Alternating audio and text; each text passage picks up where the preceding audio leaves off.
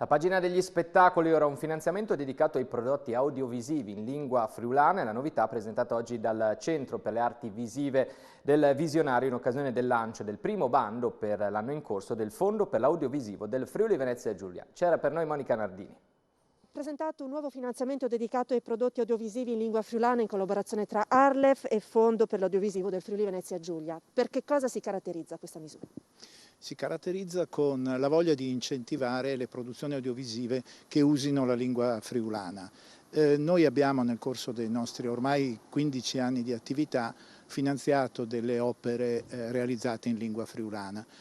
La difficoltà rappresentata dalle imprese era quella di raggiungere un mercato più ampio. Noi siamo convinti che il prodotto in lingua friulana abbia le stesse chance dei prodotti in italiano e cerchiamo semplicemente di dare un valore aggiunto alle produzioni in marilenghe.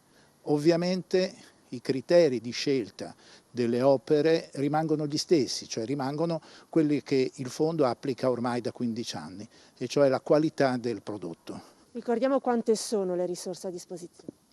Le risorse aggiuntive sono 50.000 euro per quest'anno, poi noi ci auguriamo che questo possa anche aumentare, ma ripeto sono aggiuntive, e cioè i prodotti che vengono in qualche modo beneficiati hanno comunque la loro quota di fondo come tutte le altre opere, a cui si aggiunge appunto un finanziamento ulteriore. Ricordo che il finanziamento totale per il 22 per il Fondo per l'Audiovisivo, per i contributi che la Regione dà attraverso il Fondo per l'Audiovisivo, sono di 1.250.000 euro.